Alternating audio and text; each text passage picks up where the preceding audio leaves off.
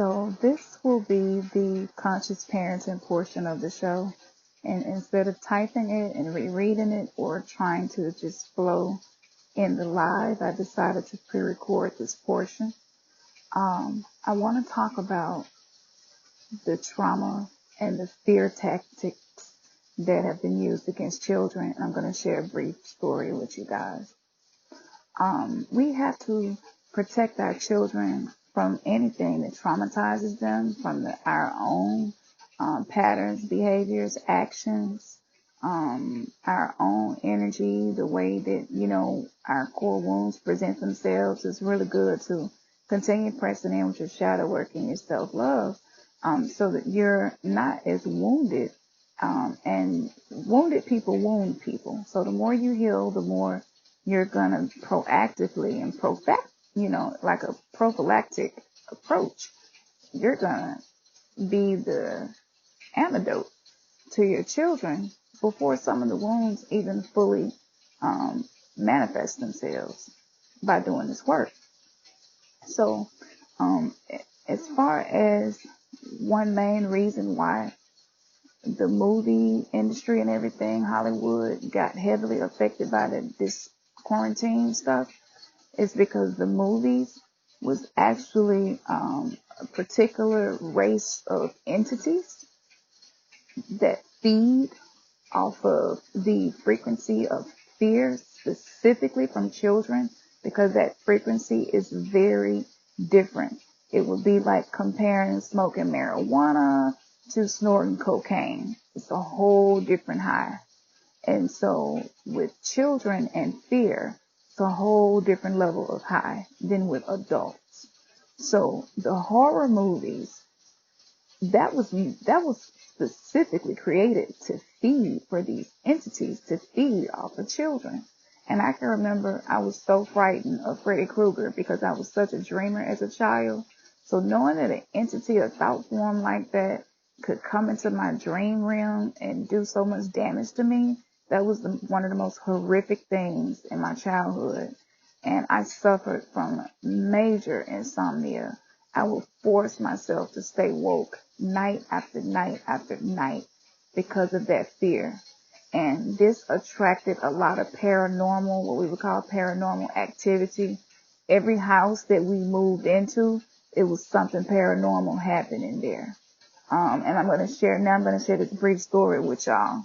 And I'm saying this to say, I'm really glad that movie theaters are shut down, because now we can be pulled away from the culture of going to the movies. A lot of times if you don't have a babysitter and you want to see a more kind of adult movie or something suspenseful or scary or whatever like that, like you'll be like, they'll be all right, just bring their tablet with them and their headphones, they ain't paying attention. But back in the day, it wasn't even like that. Back in the day, your ass just go sit through that movie with your parents, and it wasn't frowned on or nothing like that. We were below the veil of consciousness. We didn't know. So I had watched Freddy Krueger a couple of times, Nightmare on Elm Street, and it really did. It destroyed a lot of my childhood, to be honest with you. And I was giving off such a high, such a concentrated frequency of fear that I would attract these entities. They would find me no matter what country, no matter what state, city, or we were in. And because I wouldn't say that my upbringing was very Christian or anything like that, because I had a mixture of hippie-like, upbringing that was very liberated and free, and then the Christianity part came in much later in my life, like from the age of 15, 14 and up. But my childhood mostly wasn't very, very religious. I still got some of that, but not a lot. But okay, so to make a long story short, we moved into this house, one of the nicest houses we ever had that I remember as a child. And I was really happy with this house. I was really happy with having my own room, and just the way it was set up. I mean, it was so perfect. It was almost too good to be true. We had an apple tree, raspberry bushes, blackberry bushes.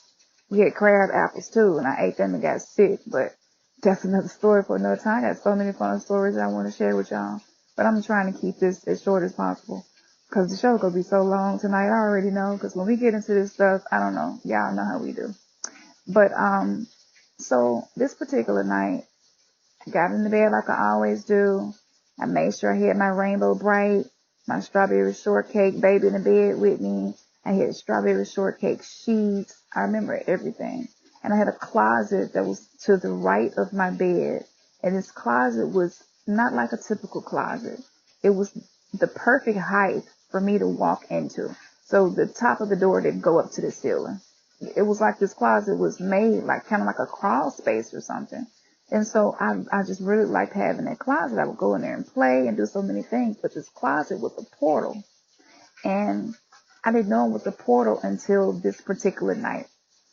The portal opened. I immediately heard noises and sounds that I knew could not have been coming from anyone or anywhere in the house, coming out of my closet.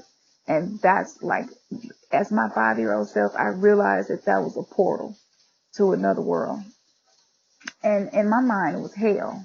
I didn't know any other way to explain it. So hell, and it froze me. I could not move. The fear was so strong that these entities have a counter frequency that they use, kind of like when a mosquito bites you, and a mosquito has these particular amino acids, if I'm not mistaken, and proteins that it releases, and it kind of numbs you briefly while they're feeding off of you. Then when they pull away, your body, as it creates a reaction to the mosquito. So it's exactly like that. And in the unseen, supernatural, paranormal realm, it is exactly like that.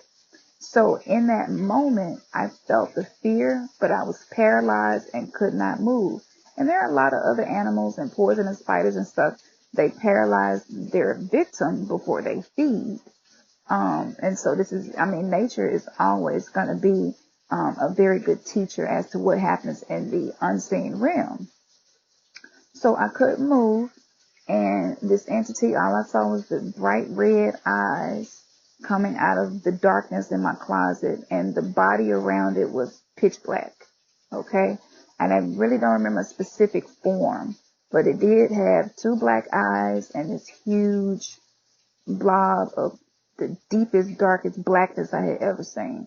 It moved out of the closet, over top of me, over the bed. And I was trying my best to scream. It was almost as if an invisible hand was over my mouth. I could feel the pressure over my mouth where I couldn't scream. So I just kept struggling. At the time, I didn't know anything about pleading the blood of Jesus. That indoctrination hadn't come into my realization at that point. But my intestinal fortitude was just fight. Just because you're paralyzed don't mean that you just give in. So I continued to struggle with this entity, and finally I broke the hold and broke free. I got up out the bed, which was really hard. My legs felt like concrete bricks was attached to them. And I made my way to the hall. This entity then projected into my reality and made the hall become very long.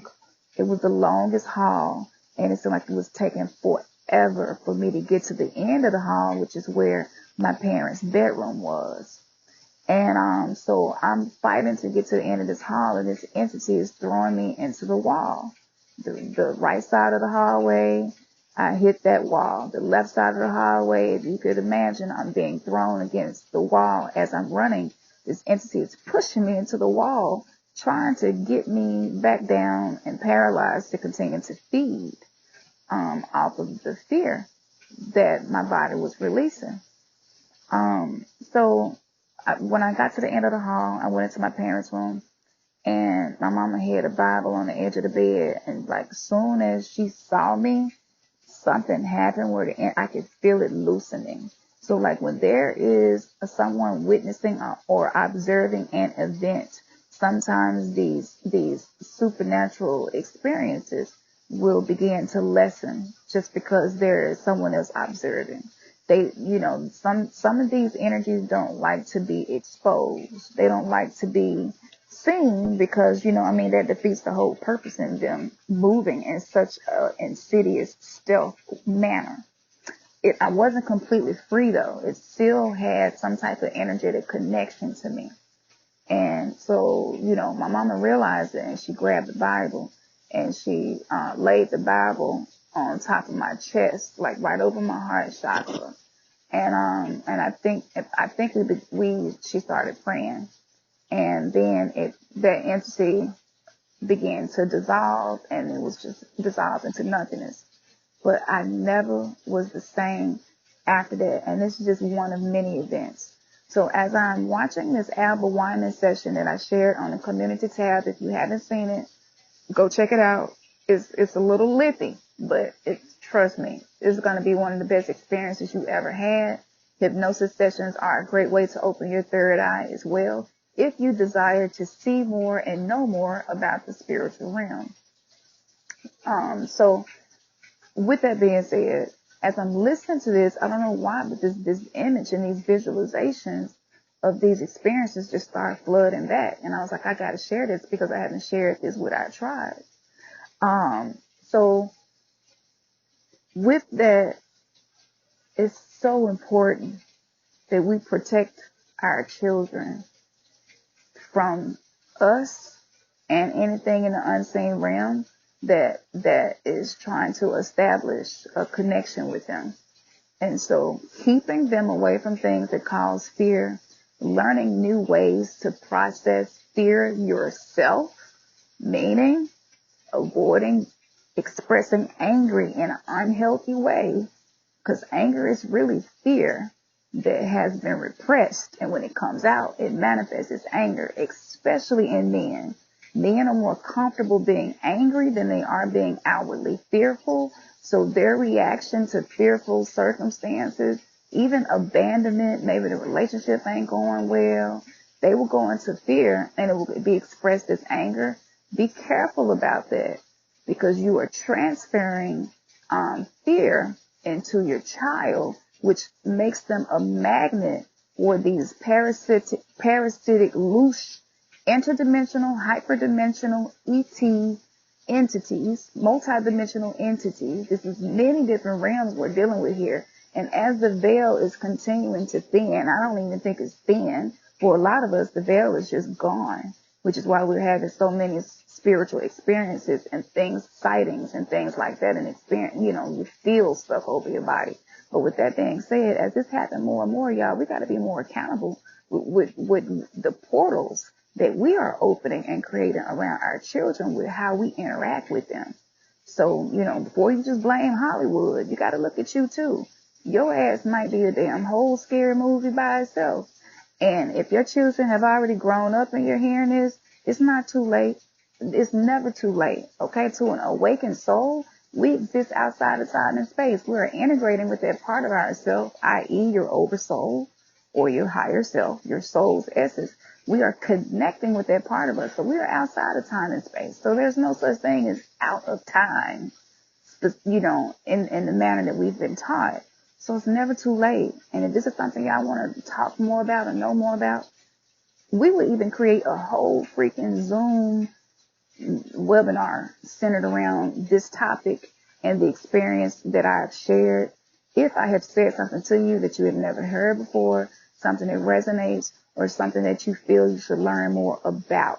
Because I know as I'm recording this now, I can see that a lot of y'all children have had experiences, and a lot of y'all have also had men of your own, and a lot of y'all have not come to enough understanding and realization about those experiences, and what can I do about it? How can I protect them?